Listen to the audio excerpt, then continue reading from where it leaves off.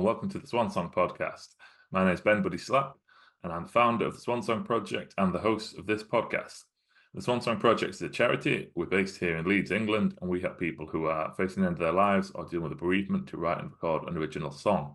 We believe in celebrating lives, making memories, and leaving legacies. If you'd like to find out more about the charity, you can visit our website, which is swansongproject.co.uk, or you can follow us on all social media channels. The podcast features songwriters. Each episode I have a different songwriter on. I ask them to share with us one of their songs. We talk about how they wrote it. I also ask them to share a songwriting tip, and I ask them to share a song that's meaningful to them in some way relating to bereavement. This episode features Chaz Jankel. Chaz had an amazing career, written lots of songs with lots of different people. Probably most famously, he was co-writer with Ian Jury and the Blockheads, who had some huge hits like Hit Me With Your Rhythm Sticks and Sex and Drugs and Rock and Roll, the Blockheads are a huge favourite band of mine, so it was a real pleasure to speak to Chaz about some of those songs. But he's also had a long, successful solo career, and he's most recently written an album with Michael Messer, who's been on the podcast before as well. He's a fantastic blues musician. This is a really, really fun and interesting conversation. It was a real pleasure to hear Chaz talk a lot about his approach to songwriting. If you enjoyed the episode, please like, share, and subscribe. We've got lots more great episodes coming up that you're not going to miss, including episode 100, which is coming out soon, which is going to feature two people who have written songs with the help of the Swan Song Project. So all the other 99 episodes have had professional songwriters on. This episode is people who've come to us to help write their first song. One person who was bereaved and one person who was dealing with a terminal illness. I think you're going to find those episodes, that one episode featuring two guests, particularly interesting. Please subscribe. But before then, enjoy Chaz Jankel on the Swan Song Project Podcast.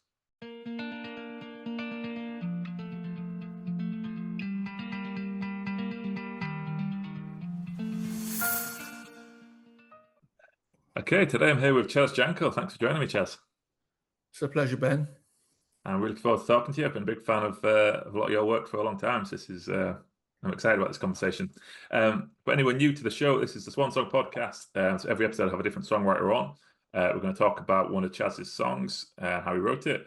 I'm going to ask Chaz for a songwriting tip. And I'll also ask Chaz for a song that's meaningful to him in some way relating to bereavement. So over to you, Chaz. Which song of yours have you chosen to talk to us about this morning? Well, Ben, it was a difficult choice because I have written a lot and co-written a lot. But I chose a song I wrote with Michael Messer called Mostly We Drive, which is the title also of our new CD, our new recording, which is up online as well, but we also have a CD. Yeah. Brilliant. So this is Mostly We Drive by Chaz Jankel and Michael Messer.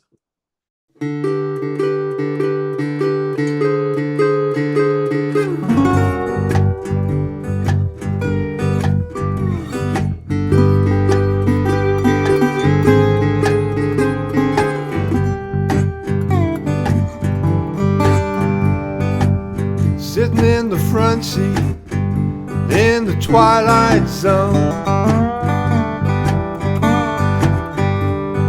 riding down the highway to the next milestone.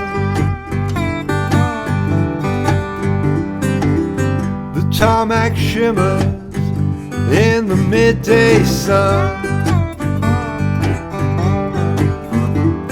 Is this the way to glory, or should I turn and run?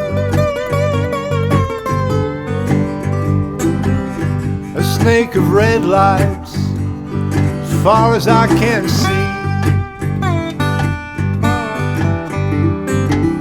like flying rubies on the Sea of Galilee.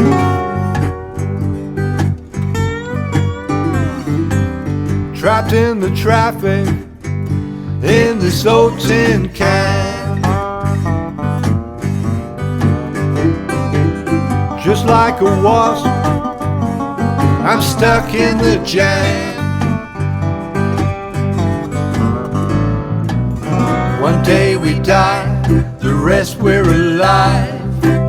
Some days we walk, mostly we drive.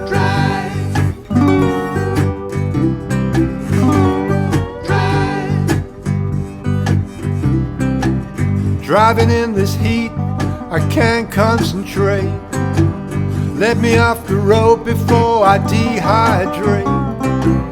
Look at all the people safe in their cars. Are they from here? They look like fighters from Mars. Now there's a blue light flashing right on my tail. Twisting and turning like a killer whale. When I pull over to the side of the road, will they want my driver's license or my genetic code? One day we die, the rest we're alive. Some days we walk, mostly we drive.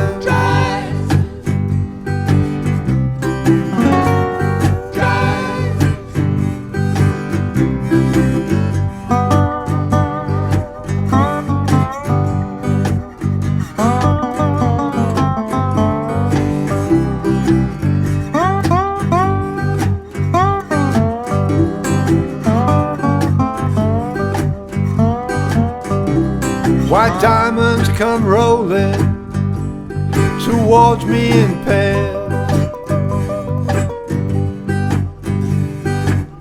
I hold the wheel and I say my prayers. Speeding down the freeway, the one they call life. Gliding in the fast lane, and then we skid on black ice. One day we die, the rest we're alive. Some days we walk, mostly we drive. One day we die, the rest we're alive. Some days we walk, mostly we drive. Mostly we drive.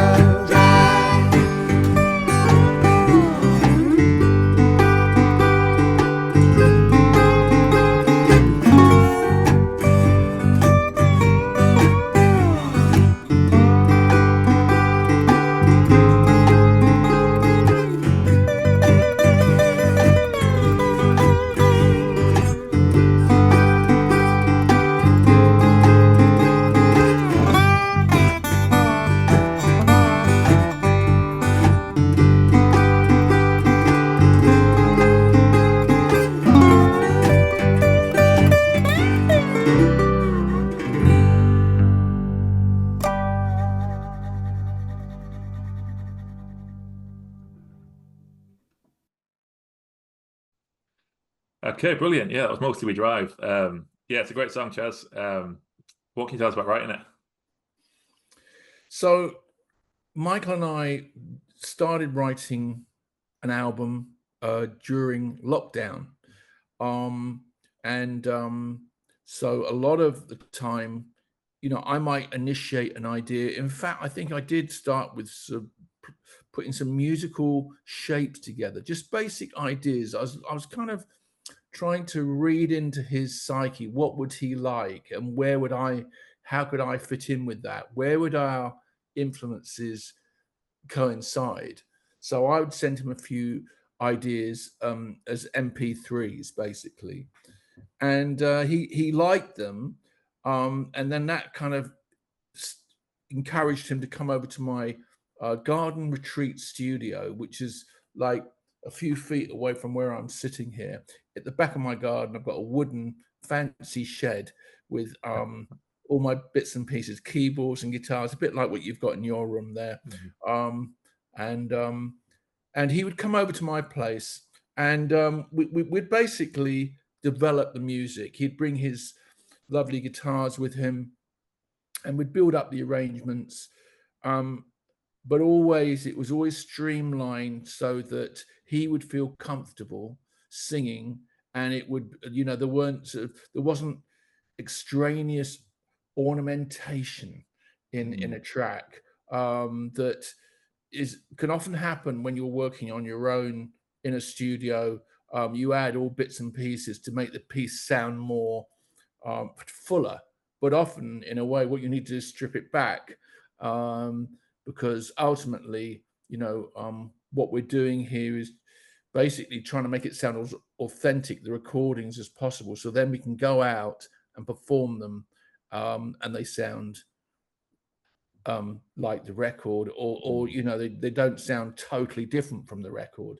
So that's what we did, and during that whole process, Mostly We Drive popped up, the song Mostly We Drive. And what happened there was Michael came over to me one day and he said, I've got this little chord structure. And we were having a bite down the end of my road. There's a vegan cafe called Time to Chill. And we were sitting in there and he played this little idea he had on guitar on his iPhone. And as he was playing with it, I just imagined a kind of a very simple bass line. I could imagine a particular BV, a backing vocal that would come in when he sang Mostly We Drive. And I go, drive, this kind of almost like imitating what a girl chorus might do or a female chorus in answer to his hook, which was Mostly We Drive. I loved the lyric, and I think I added a few chord changes. I probably added the bridges because Michael tends to write in one key, and he's quite happy, like a blues player, chugging along in that one chord and sticking with that. And there's nothing wrong with that. Not wrong. However, I tend to like putting bridges in, just to kind of change the tone of things, and then it's always fun when you come out that bridge back to the essence of the song, and there's always a kind of emotional lift for me when you do that. So that's what we did. We put the song together. I love the feel of it, Michael had given me one of his guitars actually just before that. It was my 70th birthday, and as a present, he'd given me one of these guitars that he manufactures. It was like a national guitar, but it wasn't necessary to play with a slide. You just play it like a normal guitar, but it's kind of, it looks like a national guitar. And he has them manufactured, as you probably know, guitars. So that was the first time I'd picked that guitar up. I knew that he was going to come over, and we were going to go through this song, Mostly We Drive. But I found the chords you'll hear on the intro, that's what I brought to the party. That's what I came up with, the intro and the outro of the song. And that was played on this guitar. It was the first thing I'd played on this guitar that Michael had bought me. So he comes over and I said, hey, check this out as an intro. And he loved it. And there it is on his guitar that he bought me for my 70th. So, I like the serendipity of that. Yeah, that's really nice. Had you and Michael known each other a long time before you started to work together?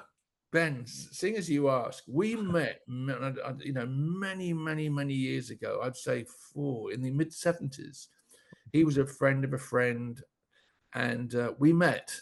Now, back in those days, he was a hairdresser, and I don't remember it, but he must have cut my hair back then.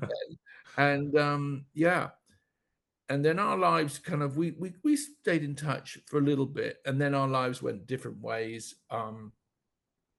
And I lost touch. We lost touch for nigh on 40 years.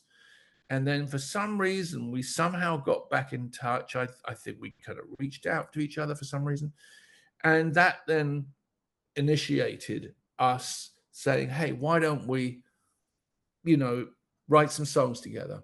we didn't know we were going to make an album, but that's where it got to. Yeah. And now we're doing, we're going to be doing some gigs. We have done some already. It feels really good when we play live. And in this particular instance, Michael's writing all the lyrics. However, a lot of these lyrics were inspired by our conversations and just chatting away about life, really. And so and that's how I contributed to the kind of the contextual side of the record. Yeah, and that's what I was going to ask you about was, so what was you mentioned at the start of putting together some ideas before you got together, and I can't remember what the word you used for it, but it's like you were trying to get inside his psyche and like think of something that would work well for Michael. Did you talk about like what kind of like an aim of what you were trying to create, or was it? Not really. It's a bit, in some respects, it can be a tad pedantic if you do that. The best thing is just to start, is to be more intuitive about it, I think. And that's what I did. I've worked with many different artists, and each artist has their own penchant, their own sort of, we're all influenced by our influences, aren't we? But then we can't, just like Mick Jagger couldn't sing like John Lee Hooker, but he was influenced by that Delta music, the blues. And Michael has listened to a lot of blues artists, but he also loves African music. So just because of our physiology, we cannot sound like these other people, but those influences get sort of like a big soup, get mixed up. And, and then that really contributes a lot to our own what comes out as our individual style. There's many parts of our influences in there. And every artist I've ever worked with, it has a very idiosyncratic style as a result of that. And Michael also. So, there was no point me writing something with him that just wouldn't trigger him musically, spiritually, So that's what we did. But at the same time, I brought my influence to it. That's what happened. I brought my influence, and it felt great. It felt like a great release for me, because with the Blockheads, which I started with the Enduri many years ago, that's a 7-piece band, and I'm always thinking when I write, how's this going to sound on stage? How's this going to, I'm thinking about the musicians. How are they going to look? Will the sax player get a solo? Will the, everything has to be interesting for everyone. That from a band leader's point of view, or from an arranger's point of view, you want to make people look like kings. Everyone wants to shine on stage. So, but that's a different scenario, because that's a band. There again, with Michael Messer, it was really the two of us. So it was a much smaller, more intimate scenario. And as I say, I was always conscious of it sounding consistent with what Michael does and sounds. Yeah. And how do you find, like, was it, I guess people, you likely assumed that the smaller arrangement would be easier than writing for like a big 7-piece band, but was that the case, or was it harder in a different way? It's a good question. Well, Michael's always, he's been used to performing as a solo artist, or actually with, in these stripped down versions. So he was clear, really. I could tell from the beginning, excuse me. He was clear. It was clear what was needed and what was not in terms of arrangement. I mean, his guitar is a very rich sound, and so really that would be the focal point, I would say, of a lot of the music. So I just build around that. In the same way, though, that when I was with Ian, he would write great lyrics, and I'd build around that. And there was never any with Ian. There was never any instance or any question about genre, because Ian never used the word genre. So if I could paint the right picture, musically speaking, around his lyrics, he was happy. Never questioned me, oh, Chaz, that's too country, or that's too this or that. Nah. And I do believe we were one of the first bands to do that, to be multi-cross genre. Yeah. Back in the 70s, nobody I could remember was doing that. But as I say, Ian just gave me carte blanche, free range to do what I wanted. And to this day, people say, blimey, we thought you were, people who hadn't seen us for the first time say, I thought you were a punk band, but no, you're not that at all, are you? There's a lot of more sophistication in there. Yeah, incredibly hard to define the Blockheads. Yeah. And so that was one thing that I wanted to ask you about, what the working relationship with Ian was like. So did you say, would he just give you sets of lyrics you had, and you just go away and come up with something? And it wouldn't be so much, right? Well, we had a long writing relationship. To start with, Ian would place lyrics on a trestles table in front of his typewriter, and I'd come over to his flat in overlooking the Oval cricket ground in London back in the 70s, and he'd just place lyrics. This was just after 6 months after joining Kilburn and the High Roads, and that band was called Ian and the Kilburns. I passed an audition, got into the band, but after 6 months of playing with them, basically they thought I only played electric piano.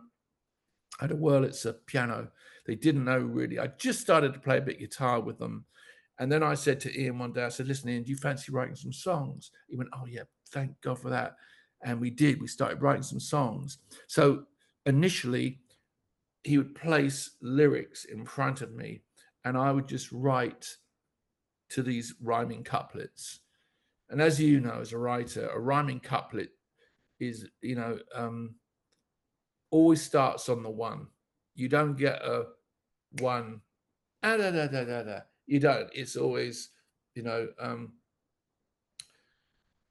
oh, I don't know, had a love affair with Nina in the back of my, or Sweet Jean Vincent. It's always on the one. Hit me with your rhythm. Reasons to be. So that's what I would be working with. I knew that's how he wanted to state it. And I was now, in a way, I hate to say it, but those were the limitations. That was what I was confined to. Now, within limitations, obviously, there's a lot of room to explore. But that's how we started.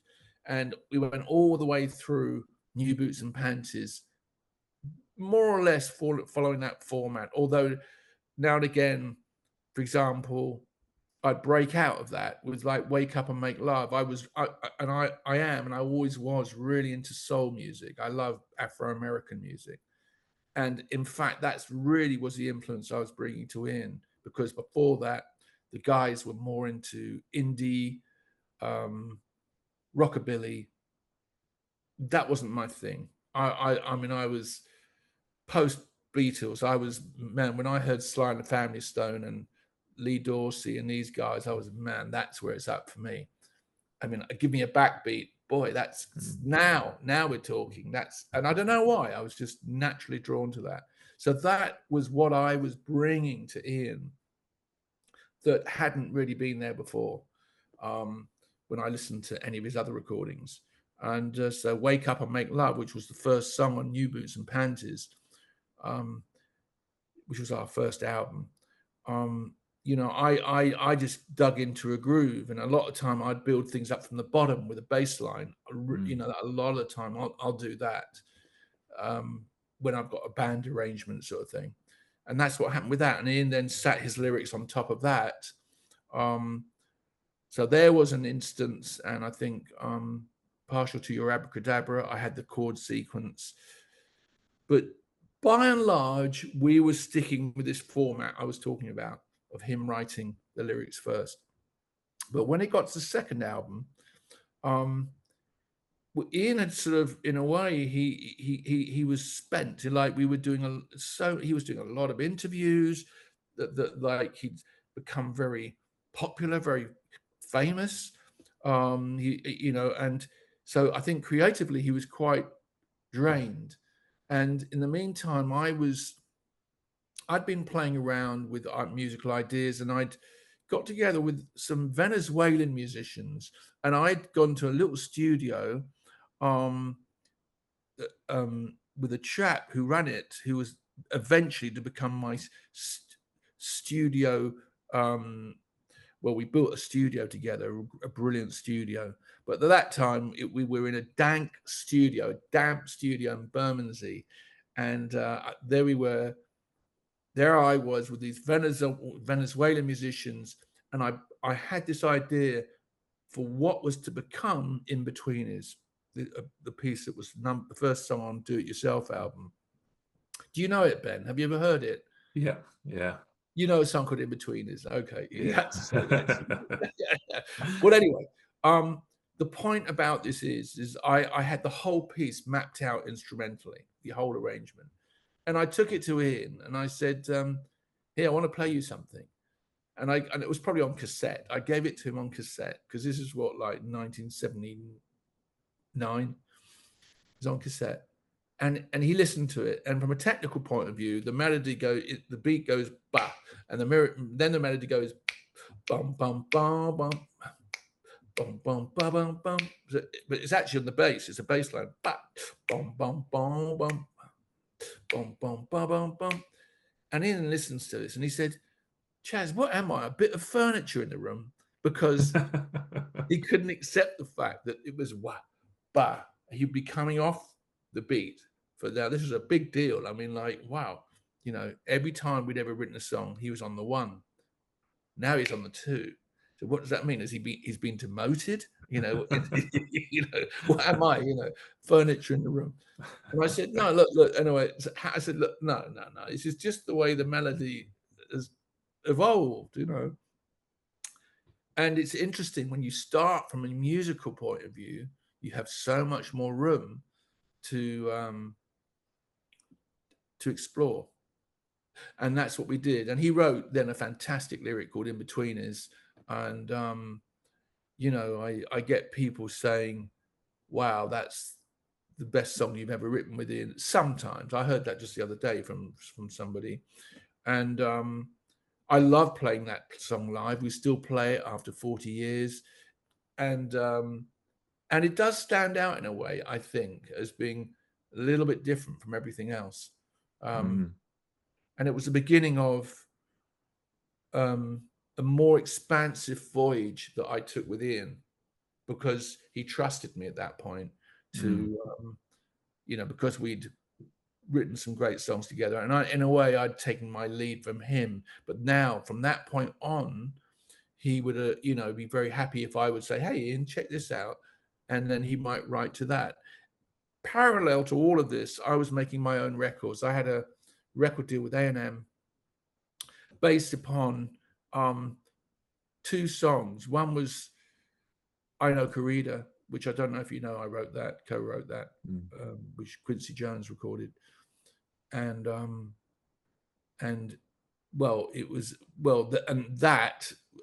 was another song, but they signed me on that. But I made 4 albums for A&M, and Ian wrote quite a lot of lyrics for these albums. One of them was a song called Glad to Know You, which was a big club hit in America and still gets played a lot. A song called Glad to Know You. Very clever lyric, which took me years to understand. There was a huge amount of irony in it. I didn't get it to start with, but great song. Glad to Know You. Check it out. Yeah, and I've listened to that one. Great song. It feels like the partnership with you and Jerry particularly feels like such one of those perfect combinations of of his lyricism and your amazing your kind of musicality and originality in creating some of those tunes. Let me just add to that, Ben. Yeah. You're absolutely right. You're absolutely right. But what we need to bring into this is that we had a cracking band. Yeah. Now that was the kind of egg in the mix, because that gave it transport, gave it a live dimension. Outside of us writing a song in isolation in a room. I mean, to have that, to know that you can then go out, and play with all these different colors and textures, with very competent and giving musicians, gave it life. Yeah, definitely. Incredible. And just going back to Wake Up Make Love's always been a big favorite of mine of the Blockheads catalog. Thank you. Amazing stuff. What was I going to ask you then? I was going to ask about. So and it's kind of interesting that it's it kind of evolved in the different ways you would approach it. Would you, when you're starting on something, I guess there's kind of a few questions I'm trying to kind of combine into one, I guess. When you were coming up with the music like this, just let's do that. So say something like In Between is where, like, if you talked a little bit about how that one came together, but a lot of time when you were coming up with something, would it just be like you sit down and see what comes out, or would you have like an idea of, or it'd be fun if we did a song that was like this, or? No, I know it's a very interesting thing, and I was, before we switched on record today and this morning, I was thinking about it. You know what? There's never seemed to be a formula for writing songs to me. They can come from any different, they start in so many different ways. I quite like that. I mean,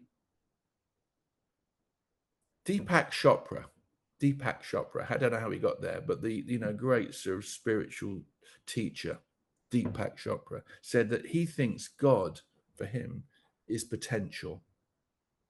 Now, if you follow that through, well, just look at the world around you.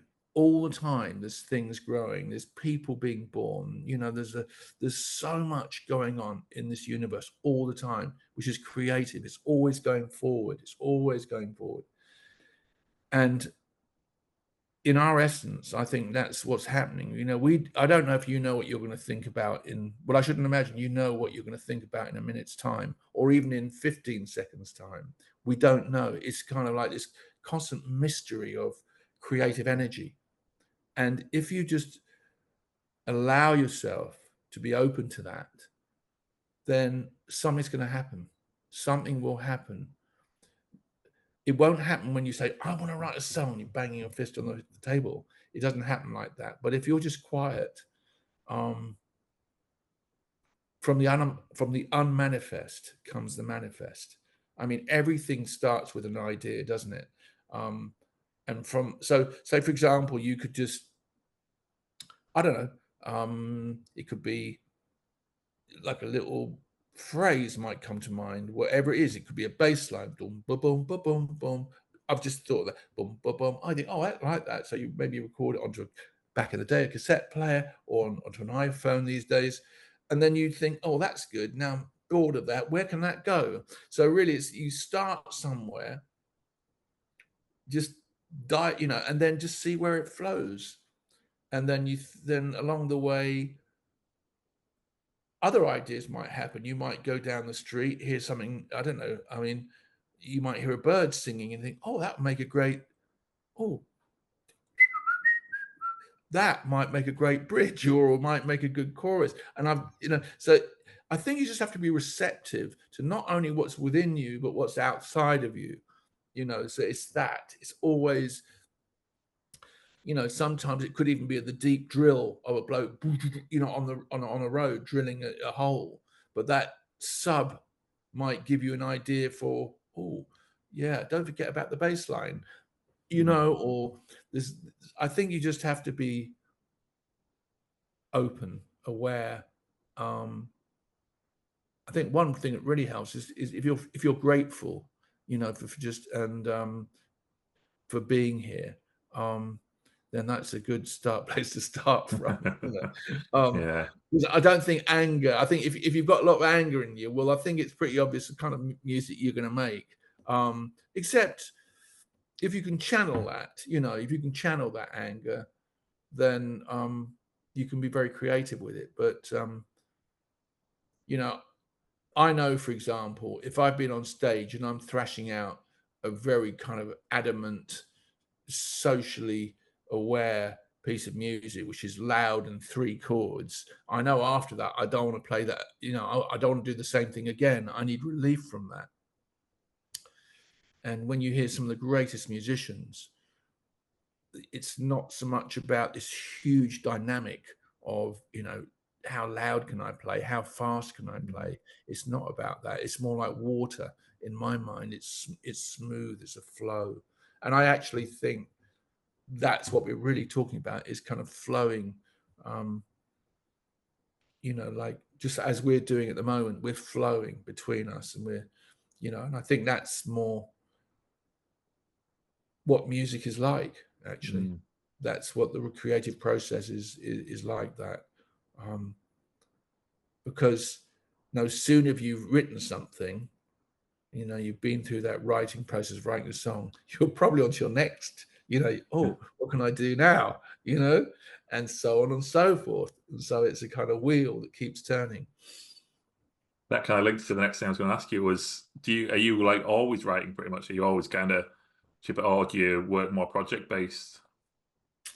No, I it's an interesting thing, because when I'm not writing, I think, oh gosh, it's all over. Oh my lord. You know, what about those books I bought recently? Oh, I should be reading. Maybe I'll start reading. No, I'm not. It's not happening the whole time, but I do like to see what I do almost like a kind of like it work, in as much as, well, you know, a welder goes to work, you know, a carpenter goes to work. You know, I think it's good to have a kind of form of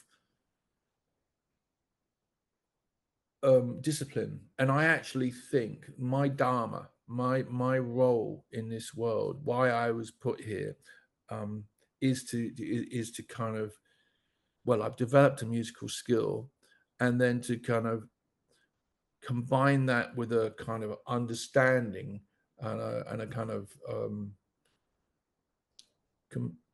an empathy for other human beings, and so to combine that with my creative juices as a musician and put something out into the world. So I do see it as actually as a responsibility of what I'm doing. Yeah. That's beautiful, Chaz. It's really kind of a nice kind of piece of awareness to feel like you've got that clear sense of what your purpose is with it. Well, I think that's vital. I think that's vital, because then that gives you context for what you're doing. So, for example, if you're stumped with a, you know, look for a lyric, you can go one of 2 ways. You can just go, oh, I just feel great right now. I'm going to, you know, yeah, man, I'm in the group, you know, etc. And just write down that, you know, like celebration, you know, you could do that, or you can dig deeper and then develop something which is more, maybe a little bit more complex, you know, more complex, more poetic, more elusive even. And everything has its place. If I want to say to you, though, one thing I'd like to add, though, is from my point of view, and here I am, 72 years old, the greatest music is the simplest music. So, for example, I love Max Bruch's violin symphony in G, like, and it's often the middle pieces, the adagios, which come from the heart. You know, it's not like now that, because often these pieces I think were commissioned by kings and queens, and they wanted these stately dances, dum dum dum dum dum dum, and it sounds so no, I don't like that. But when they get to the middle piece of these symphonies, the adagios, it's like your heart opens, And as I say, when I listen to some beautiful pieces by, I don't know, Tchaikovsky or Chopin, or it could be Round Midnight. It could be just beautiful melody. That's, I think, the finest thing you can do. I really do. I mean, if you listen to Bridge Over Troubled Water, or just beautifully crafted lyrics, but with a simple melody, that is it. That, I don't think you can do better than that, really. Yeah. And you don't even need a lyric, actually, sometimes, because lyrics are very well, they're subjective and they're personalized to that country. So, for example, we might think, oh yeah, we're doing great, everybody's going to understand. Well, only in your country are they going to understand that. But music is universal, as we know. So, but if you can get the two going simultaneously, you're onto a winner. Yeah. If it translates well into other languages. Yeah, definitely. One more quick question I want to ask you, and then we'll move into section 2. So obviously you've done a lot of collaborating and co-writing, and you've done a lot of solo stuff. You mentioned you have, for some of your solo stuff, you've had other people write for you, including Ian. What are the kind of main differences that you find from when you're writing with someone to when you're writing by yourself? Does it feel like a different process? Are there things that you prefer? Yeah, it does. So when I'm writing on my own, I've got carte blanche. I can do anything I want, and sometimes I can lose the plot a little bit, and I have to rein myself in, because it's very easy if you've got a computer and you've got endless, or tracks. Oh, why didn't I try this? Why didn't I add this? Why didn't I try this? And you think, hang on, where was my initial? What was the premise or for this tune? What was I trying to do? And you can then sometimes lose it. However, having said that, sometimes you just want to experiment and see, where's this going to take me? So I do have more room to explore in that respect, for better or for worse. When I'm working, that's when I'm on my own. If I'm writing with somebody, I'm very conscious about what do they,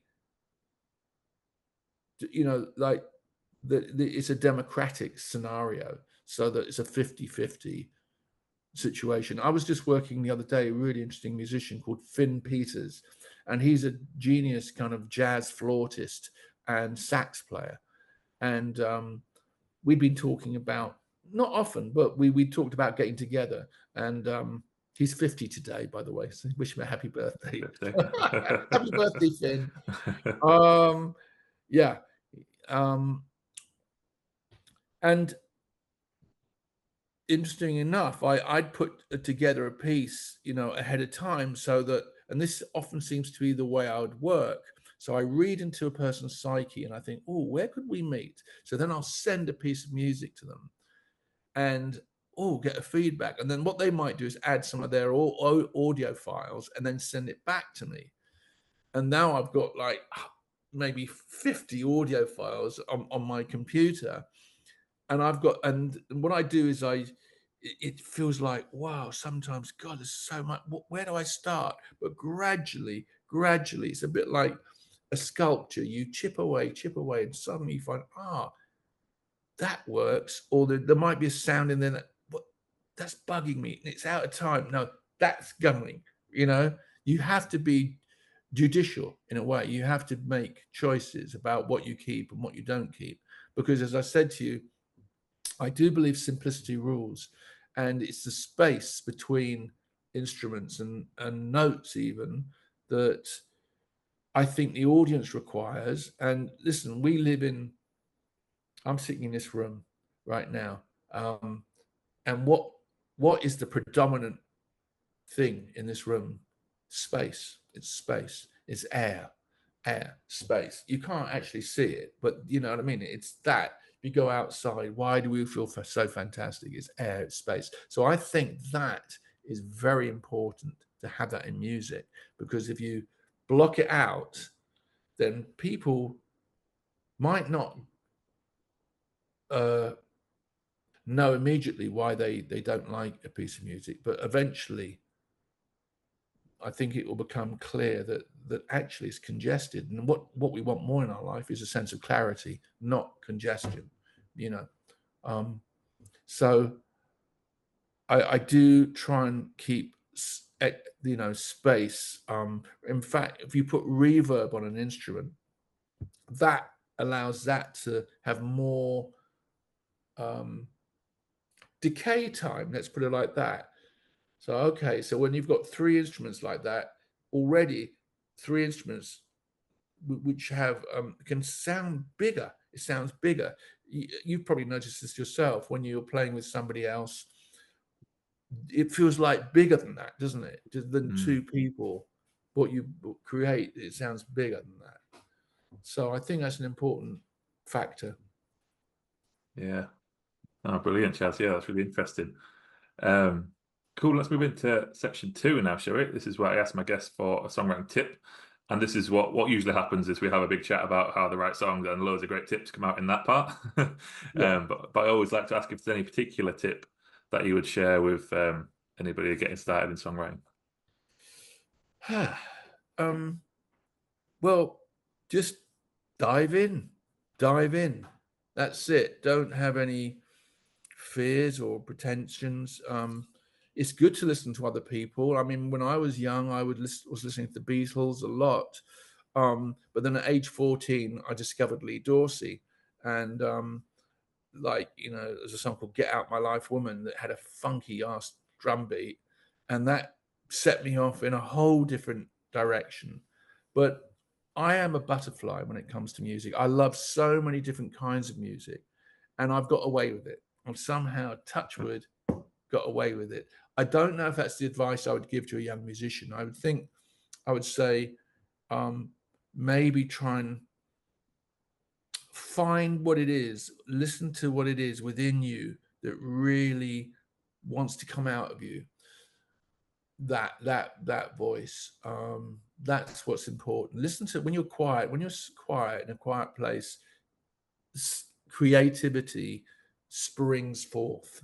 That will happen naturally. It will happen naturally. You can't command it to happen, but if you allow yourself time to do it, maybe, I don't know, if you're just, when you've got some spare time, is a good time to just sit with your guitar or whatever instrument you play, piano, whatever it is, and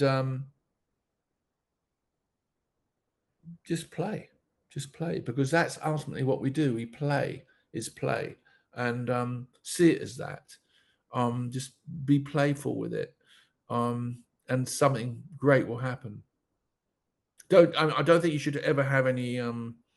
There's always going to be musicians, let's put it like this, that you think, gosh, they're amazing. I mean, I remember back in the 70s, there was a band called Weather Report, amazing jazz, kind of, what do you call it? I can't remember what you'd call it. It's sort of jazz fusion. That was the track, the term. And I mean, the musicianship was just way beyond me. And I mean, at the end of the gig, I remember seeing, it was a phenomenal gig. I just wanted to chop my fingers off, go and do something else, Well, I mean, not for long. It didn't last for long, that thing. But you can feel absolutely gutted sometimes. But in a way, that's your ego being reminded, hey, just be cool. Just learn your craft. I think that's really what it's more about, is just you're building the whole time upon your knowledge, you're expanding, and that's what we're doing, I think, as musicians. So that's it. Just keep developing your what's the word I'm looking for? Your paint box, and like your own sound, I guess, your own kind of style. Is that? It will, because it will just evolve because of what you like. You'll develop a palette of sound. That was the word I said. the chords you play, the melodies you choose, will be idiosyncratic to you. Yeah. Yeah. No, I think that's really good advice. I think it is easy to kind of over theorize or over kind of plan for what you want to be, like what kind of musician you want to be, what kind of songs you want to write. And I think something I've been guilty of at times as well, of kind of trying, being too conceptual rather than just starting and playing and letting things come out.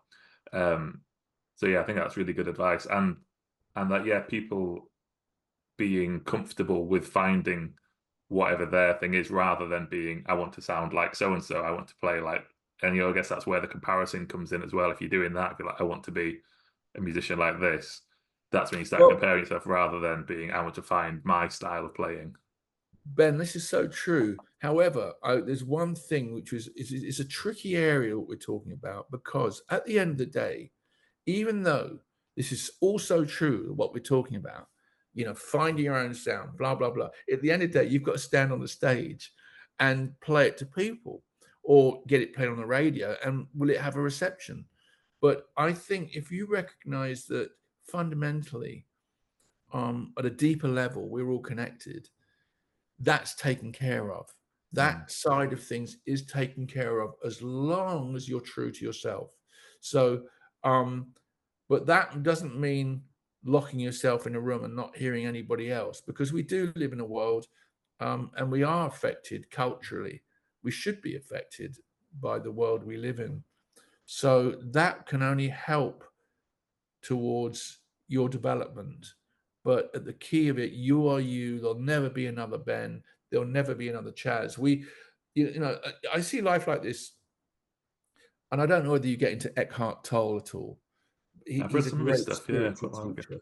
Right. So he talks about being and doing, right? So the brain is always thinking about things. It's going left, right, and center, ideas coming backwards and forwards. But deeper down, there's being, which is the soul, which is quietly content, actually. But then you go back to your head and it's going blah, blah, blah, blah, blah. So if you can put the two together, you've got being and then doing. It's like the two, if they're in combination with each other, then you have this sense of, it's a whole, it's complete. So you're doing something, so whatever you're doing is coming from a deeper level of awareness. I think if you can bring that to your, if that's within your craft, within your music, you're in the right place. Hi everyone, I'm Kath O'Neill, and back in May this year I was diagnosed with grade 4 stomach cancer. I'd heard of the Swan Song Project on the Chris Evans radio show, so I contacted Ben about writing a song to inspire my 10-year-old grandson Rufus to improve his confidence. Working on the song gave me a distraction from my cancer, which was what I really needed. The process didn't take long, about half a dozen sessions online with Ben. He put the song together with some music friends that he has, including Boff Whaley from Chumbawamba. The process was absolutely brilliant. I got so much fun from it. My family loved the song, including Rufus. Thanks for the memory, Ben. I'll never forget it. Reach the sky, learn to fly.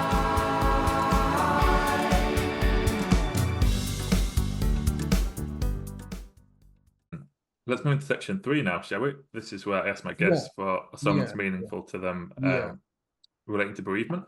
So which song have you chosen for us for this section, Chaz? Well, Ben, as I was saying to you before, there was another song that I was trying to find, but I couldn't find it. It was a song, a very emotional song. My mother sadly passed away from motor neuron, or had motor neuron for a couple of years. And towards the end of this terrible disease, I wrote a song for her, actually, called "In the Shelter of Your Love," and I it's somewhere, and I just can't find it. It was a very emotional song, and so whenever I play it, I have to be, ready for the feelings I might feel, that I might get at that moment. Anyway, I couldn't find the song, which is the situation. But then I thought about another song that I thought I'd like to play, which is called The Passing Show. This was one of the last songs, well, it was prior to the last songs I wrote with Ian, The Passing Show. And the chorus goes, if you've got to go with the passing show, it doesn't ever mean you haven't made the scene. And what you think you've seen to what might have been is just a smithereen of something. I can't remember. It was another rhyme with that, but the smithereen of what might have been. I mean, Ian was such a craftsman. And I felt that was a really interesting, brilliant use of imagery.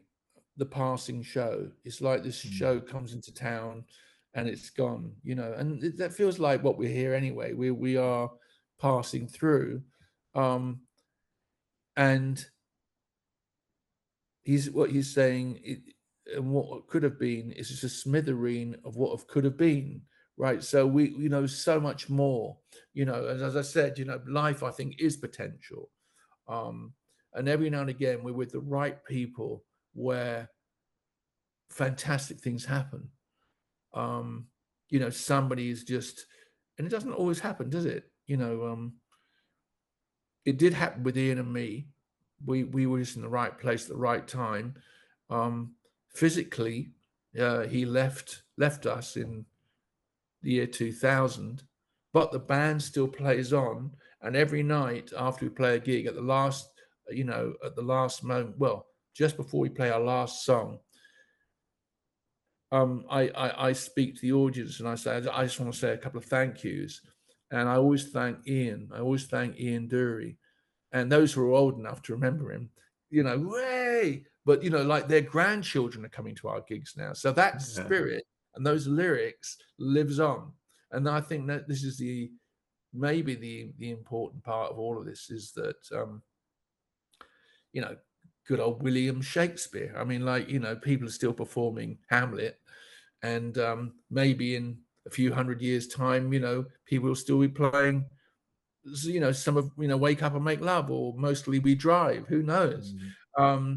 It's almost like we're vehicles. We are a vehicle for spirit and thought. So I'm fortunate enough to speak to you here, Ben, as I am, but we all have, there comes a time when the physical breaks down and the manifest becomes the unmanifest again.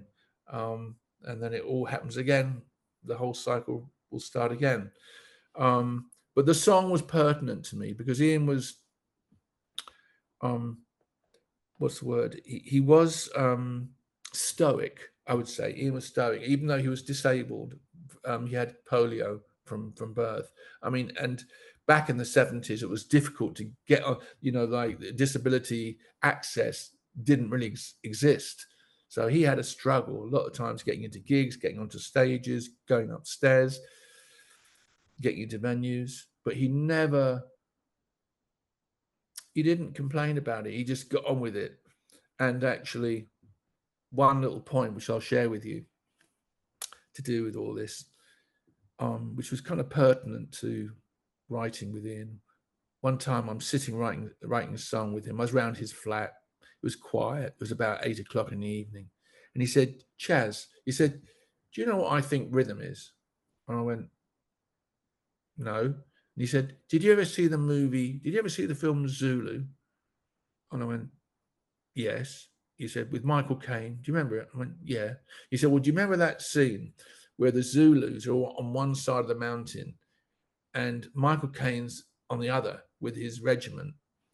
And all he can hear, he can't see them, but all he can hear is hum, hum, hum, hum. And it's them beating their shields, the Zulus, like goodness knows how many of them. And he's shitting. Sorry, I don't know if I can say that, but he's not. Sorry, yeah. He's not too comfortable. He's not too comfortable. On the other side of the mountain, he said, So Ian said, that thumping the shit. Oh, that's what I think rhythm is. It's not just about, hey guys, what speed should we do at this tune tonight? It was the spirit of resistance, and that gave me a much deeper understanding of Ian. And when I think about all the rhythms that we do, they're very much based on this kind of resilience. You get a lot of people training in gyms these days, and they're sort of forcing, probably going further than they even thought they could go, or pushing themselves. And I think that's what Ian did. He pushed himself. And so there was an example of, his energy. And, he was just going to keep on going as long as he could. And, yeah, sorry, I don't know if I went off a bit of a tangent, but the song is really strong. I mean, when I think about him, I do realize how grateful I am, how lucky I was just to be physically and spiritually in the same place. Yeah, it's a great song, and it's one of those ones where it's very pertinent, but it's also very fun, which I always love when kind of, like songs. And I think one of the beautiful things about music, isn't it, that it can combine something which is quite emotional, but you can also listen to it and just enjoy it as a piece of music as well. You say, so you say he wrote it when he kind of knew that he was getting near the end? Yeah, he'd been diagnosed with cancer, and he did try a lot of methods to try and halt the progress of this illness, and he during that period, he was on chemo, and he was taking, and he put on weight, and you could tell that he was struggling. But having said all of that, towards the end of Ian's physical existence, there was a calmness that came over him. There was a kind of sense of peace that I noticed that I hadn't seen before in his life. It was almost like a new self-awareness had been born. When Ian was a lot younger, when I first met him, I would say there was a lot of anger that he really wanted to get a lot off his chest. But towards the end of his life, it's almost like there was a submission within him. And he realized that, his body was, saying, listen, it's time, I've had enough. But Ian's spirit accepted it, and he seemed very calm about it and peaceful. And that was extraordinary to witness, actually. But wonderful, to be in his presence. We had some lovely times, during that period. And then he got to the point where he was just he didn't have the energy to write anymore. But pretty much we were writing all the time through his life. Yeah. Since I met him, in his 30s. Yeah. And you did the what was it, the 10 More Turnips for the Tip album? That was after he died, wasn't it? And that was it was halfway through. He passed away halfway through it, because 10 More Turnips from the Tip was the last album we were making. I mentioned The Passing Show. I think that was on Mr. Love Pants. That was the album before, which is a great album. Yeah. One of my favorite albums with Ian. Mr. Love Pants. Yeah. But 10 More Turnips from the Tip, we were halfway through, and there were two songs. Our last two songs were You're the Why and I Could Lie. You're the Why and I Could Lie. I ended up singing I Could Lie because Ian couldn't sing it. And Robbie Williams sang You're the Why, which is, and I actually sung that at Ian's funeral. Actually, I sung it in the chapel, just with the Blockheads acoustically unplugged in the chapel. Just very strong, beautiful love song, worth checking out. You're the Why. Very poetic, lovely words. And Robbie Williams sung it on the album because they had been working together for a charity. I'm trying to think which one it was, and Ian had met Robbie. It was a big cancer trust. I can't remember what it was called. Charity. That's where they met. And Robbie was a huge fan of Ian's. Loved Ian, and so he stepped in and sang that song. So we kind of finished off the album without Ian. Very difficult because if your lead singer suddenly isn't there to promote it, what do you do? And we didn't quite know what we were going to do as a band because our lead singer is gone. Well, now what? And it's taken us quite a few years to recover from that. But I have to say, 24 years on from Ian's passing on, we have a great singer called Mike Bennett, who was a huge fan of Ian's, and we were out last week playing, and we continue to play, and the spirit of Ian is alive and well, very much so. And as I said to you, we're getting grandchildren of our original fans who are there to because they love the music. They love the music, and that so Ian's lyrics and spirit transcends his physical being. Yeah, definitely. Yeah. I was saying to you before we started recording that me and my band actually opened for you guys 10 or 12 years ago, and I remember we were so excited about it, and like it was such a kind of, as you said earlier about like there's the arrangements of the songs is one thing, but then having the band to play them, like there's something about Blockheads songs live which is just such a pleasure to be in the room for, because there's such a range of songs and such an energy and a funness to them, that there's something really special about the fact that it's still alive. That's true. And Ben, like this thing is, Ben, I remember he gave us license to do that. And in a way, we should never be afraid of that. Like, oh, should I do this? Should I not do that? Oh, do it, because that opportunity or that is not going to come around again. And I think Ian he taught me that. He was a teacher, and he gave us license to do that. And as a result, there's a great democracy within the band where everybody I think we leave our egos in the dressing room, or they're not on stage. We're all just playing as one. And I often find that in the most amazing thing with music, like you're all playing different instruments, but it's all coming out at the same moment. Yeah. How does the audience know what to listen to?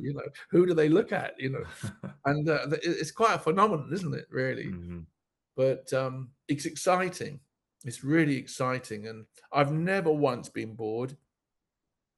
I've never, playing this music. I've never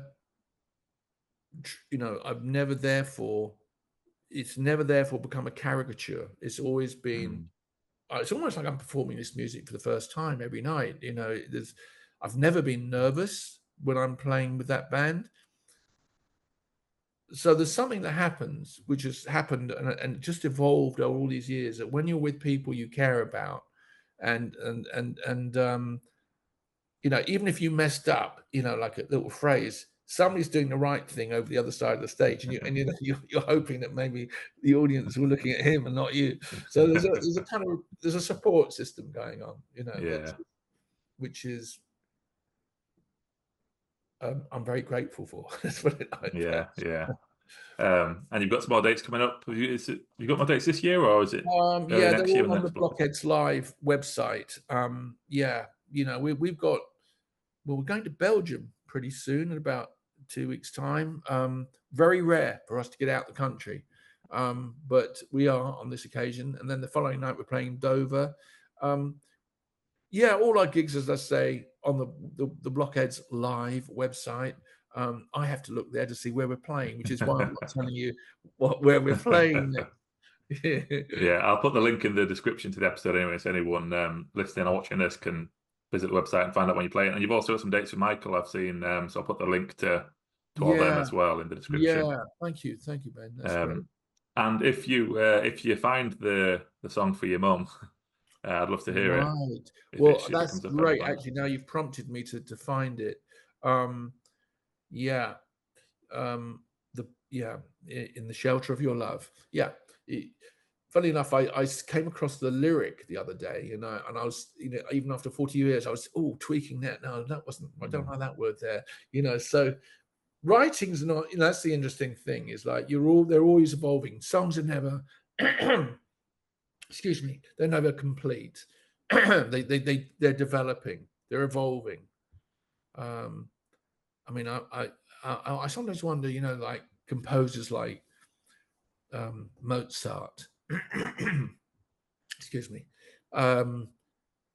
If they, because in those days you had to write down everything, and I'm sure sometimes, if he was around today, you'd probably think, actually, I'd like to change that, bar 47. Just jam it a little bit live. Yeah. Loosen up, guys. But I reckon it's harder to jam with an orchestra than with a band. That's interesting, isn't it? Yeah. That really is interesting. I've been working with a cellist of late. I've made an album. He's really good, Frank Schaefer, and he's worked on over more than 500 film scores. Wow. And it's such an interesting journey to work with somebody who's gone down a very different path from myself. I.e., I'm hopeless. I got to grade 2 on piano, and I thought, sod that. I can play.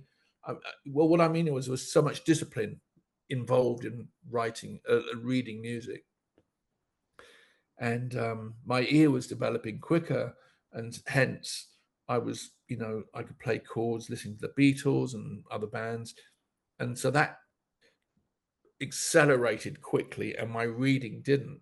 So for me now to work with somebody who can, there's many ways of expressing how quickly some people can read music. This guy is incredible. And so what happens is I on this particular project, I will play a MIDI keyboard line of the melody I'd like him to play, and then that comes up on my keyboard, on my computer. I press a button that says score, and then you see it as manuscript. Then he writes it down. He will then transcribe that onto a piece of manuscript paper, put it on a music stand, get out his cello, and play. And my God, it feels amazing. So I put all my little improvisations in there. Imagine how I'd like to hear it. And he's such a humble man and a genius, a professional, who can, as I say, when he reads, that's a lot of expression in it. Yeah. But I could never get to that point myself. I didn't allow that skill to evolve. But when you shut down one valve, other valves open, I suppose. Yeah. So, and I feel like that's a nice example of what you said earlier about the songwriting tip of encouraging people to just play and find what works for them. And because it, either way can work. Like you can be someone who gets really good at reading the music and is kind of that kind of style, or you can be someone who doesn't read music at all and just plays and finds a path that way. So that feels like a really nice example of what you were talking about earlier. Yeah, I don't know the kind of musicians, there's, a little kid in, some back street in, I don't know, in Mali is going to have as much fun just playing on a, whatever he's, some instruments he might have made, or there's so many different dimensions to music, from, the huge skill I was just talking about with this cellist to, I don't know, just listening to a bird singing. I find that, in fact, I was just only thinking, all the sounds in the house we know, like in your house, you must know the sound so well. You know the sound of your wardrobe opening, or the sound your taps make. They don't get credit for that, though, do they? They don't get any song, you know what I mean? But all those sounds are very, kind of familiar. We're actually used to a lot of familiar sounds, which give us a sense of security, I think. And I know that birds, give us a sense of well-being, and and so, and scent, actually. Funny enough, the title, I don't know how we get this. I do digress, as you've noticed, right? But the title of my cello album I'm making, I've called it Notes of Bergamot, because my eldest son, Tao, who lives in Oslo, he came over here, and we'd gone to a local Wilco, not the artist, but the department store. I don't know if they're still open, but anyway, we went there, and on the way out, he just quickly went and grabbed a bottle of shampoo, and so he was staying with us, and when he went back to Oslo, he'd left his shampoo bottle in the shower, and when I saw the name of the shampoo, what it said on it was whatever the name was, and it said Notes of Zesty Bergamot. And I thought, and I was looking for a title for a piece I was writing, and I thought, that's it, Notes of Bergamot. And but it's a beautiful scent. So actually, if songwriters want a tip, this is one from me. Find a beautiful scent. It could be a bottle of shampoo. You can get lovely organic shampoos. Before you write, take a deep inhalation of something beautiful, like a scent from a shampoo bottle, and then start playing. That's it's a lovely place to start from, because or take a deep, and then take a deep breath, and then just see what happens. Yeah, no, that sounds like good advice, engaging different senses, isn't it? And sounds like a good one. Yeah. Brilliant. Thanks a lot for your time, Chaz. It's been a real pleasure talking to you. That's right, Ben. Yeah, really enjoyed it. And as I say, I'll put the links to the Blockheads websites and to the links and stuff with Michael. And I think you've got a solo website as well, haven't you? I do. ChazJankel.com. I'll put that in as well. I've got a lot of stuff up there. I've got a lot of stuff up on YouTube. And I've got to look forward to. I mean, playing gigs with Michael, playing with the Blockheads. I've got this album with the cellist. Oh, I also made an album with a duduk player, which I've got to put out. We can talk about that another time. And I'm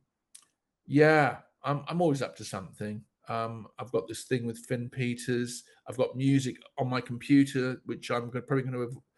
Who knows where it's going to go? Well, that's the exciting thing. I think you don't know where all these things are going to go. Yeah. You don't know what you're going to write tomorrow. It might be a phenomenal song, But as I say, it's a bit like they're ongoing situations. I think with music, it's there's lots of ways to interpret it. It's not a static thing, it's they're pretty liquid in that respect. Yeah, brilliant. Great stuff. Thanks a lot, Chaz. And thanks a lot. Thank you. Yeah, thanks for tuning in, everyone. I'll be back with another episode soon.